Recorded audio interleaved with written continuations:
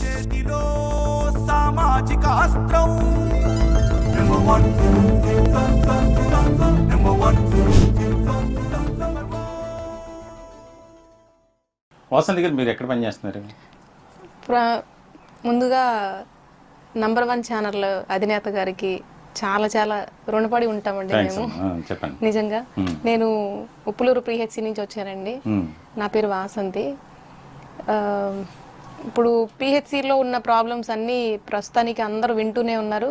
కానీ మా దగ్గర ప్రస్తుతానికి ఉన్న మెడికల్ ఆఫీసర్స్ కానీ వేరే పిహెచ్సిలో ఉన్న మెడికల్ ఆఫీసర్స్ కానీ ఉన్నతాధికారులు ఇచ్చిన ఒక ఆర్డర్ ఏదైతే ఉందో దాన్ని అయితే ఫాలో అవ్వట్లేదు సార్. డిఎంఎన్హెచ్ఓ సార్ చెప్పింది వాళ్ళని చేయించొద్దు, కొత్తగా వచ్చింది సార్. కానీ మిగతా అన్ని చోట్ల అలా ఫాలో అవ్వట్లేదు. అలా ఫాలో అయితే చాలా బాగానే ఉంటుంది.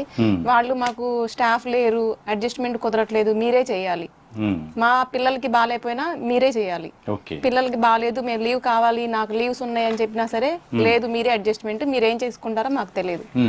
ఇలాగే జరుగుతుంది సార్. ఓకే. కృష్ణా జిల్లా డిఎంఎన్హెచ్ఓ గారికి డాక్టర్ యుగంధర్ గారికి మా విన్నపం మీరు విన్నారు. దయచేసి ఇలా చెప్పారు కదా అని చెప్పి వాసంతి గారినో సౌమ్యరేఖ గారినో లేకపోతే ఫోన్లో మాట్లాడుతున్నటువంటి కాలర్స్నో దయచేసి ఇబ్బందికరమైనటువంటి పరిస్థితులకు తీసుకురావద్దు. మీ మీద మంచి అభిప్రాయం ఉంది ఉద్యోగుల్లో, కానీ మీరు ఏదైతే అమలు చేయాలని ఒక ఆదేశాలు ఇస్తున్నారో వాటిని పట్టించుకోకుండా తుంగలోకి తొక్కి వారికి అనుకూలమైనటువంటి వ్యక్తులకు ఒక రకంగా మరికొంతమందిని మరో రకంగా, అయిన వారికి ఆకుల్లోనూ కాని వారికి కంచాల్లో అన్నట్లుగా ఉంది. ఈ విషయాన్ని మీ దృష్టికి తీసుకొస్తున్నాం సార్. దయచేసి మీరు వారి బాధల్ని, చాలామంది కాలర్స్ కొత్తగా వచ్చినటువంటి డిఎంఎన్హెచ్ఓ గారు చాలా మంచివారు, ఎన్నో సందర్భాల్లో సౌమ్యరేఖ గారు కానీ రాష్ట్ర నాయకులు కానీ చెప్తున్నారు. కానీ మీరిస్తున్నటువంటి ఆదేశాలు ఏవైతే ఉన్నాయో వాటిని మాత్రం పాటించేలాగా అమలు చేసే విధంగా జరగట్ల క్షేత్రస్థాయిలో. దాని మీద దయచేసి ఫోకస్ పెట్టాలని మా మనవి. మేము రిక్వెస్ట్ చేసుకున్నాం. మరో కాల్ తీసుకుందాం. సుగుణ గారు కడప నుంచి మాట్లాడటానికి సిద్ధంగా ఉన్నారు. మేడం నమస్తే. సార్ నమస్తే సార్. చెప్పండి అమ్మా. ముందుగా మీ నెంబర్ 1 ఛానల్ కి ధన్యవాదాలు సార్. మమ్మల్ని ఈ విధంగా మీరు ముందుకు తీసుకెళ్తున్నందుకు. కడప డిస్ట్రిక్ట్ నుంచి జమ్మలమడుగు హాస్పిటల్ నుంచి మాట్లాడుతున్నాను సార్. చెప్పండి అమ్మా. సార్ ఏం లేదు, మేము కోవిడ్ లో మా కుటుంబాలని చాలా మందిని కోల్పోయాము సార్. అవునమ్మా. మా ఫ్యామిలీ మెంబర్స్ ని కోల్పోయాము. ఆఖరికి మాకు బాడీలు కూడా ఇవ్వలేదు సార్. హాస్పిటల్లో మేము వర్క్ చేసుకున్న పాపానికి రెంట్ హౌస్ కూడా మమ్మల్ని ఖాళీ చేయమన్నారు సార్. అందరూ ఇళ్లలో దాక్కుంటే మేము రోడ్ల మీద ఉండాల్సి వచ్చింది సార్. అయితే గత ప్రభుత్వము మా పనితీరును బట్టి వాళ్ళు మాకు ఇచ్చినది భూమికి ఆకాశానికి మధ్యలో నిలబడి క్లాప్స్ కొట్టి మా కడుపులు నింపారు సార్. అయితే ఈ ప్రభుత్వం మాత్రం అది కూడా లేకుండా చేస్తుంది సార్.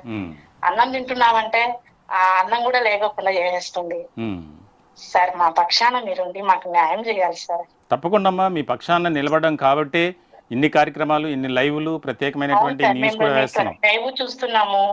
మాకు మీ ద్వారా మాకు గవర్నమెంట్ కి మా బాధలు, మా కన్నీరు మీరు చూస్తూనే ఉన్నారు. మేము ఎంతమంది ఒకేసారి మేము అందరం రాలేము సార్. ఎందుకంటే పేషెంట్ని వాళ్ళ పరిస్థితిని గవర్నమెంట్ పట్టించుకోవట్లేదు, అధికారులు పట్టించుకోవట్లేదు సార్. మీకు ఒక విషయం, ఒక చిన్న విషయం చెప్పి నేను ముగిస్తాను సార్.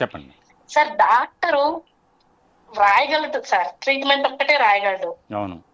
ఆపరేషన్ చేసేటప్పటి నుంచి ఇంటికి పోయేంత వరకు మేమే సార్ వాళ్ళ మధ్యలో ఉండి సేవ చేయగలుగుతాం.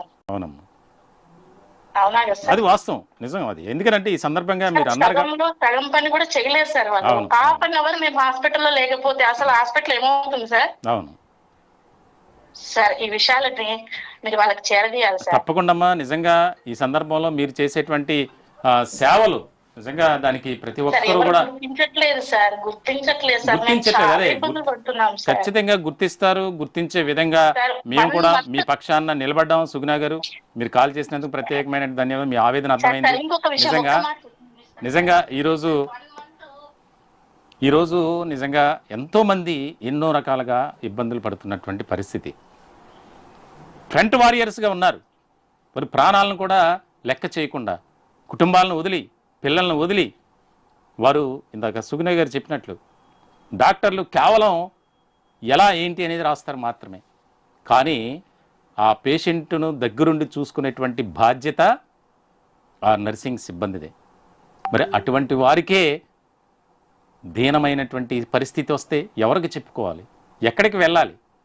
ఎన్ని ఆఫీసుల చుట్టూ తిరిగినా, నాయకుల చుట్టూ తిరిగినా వారికి ఎప్పుడూ కూడా ఎక్కడా కూడా ఒక న్యాయం అనేది జరగట్లేదు.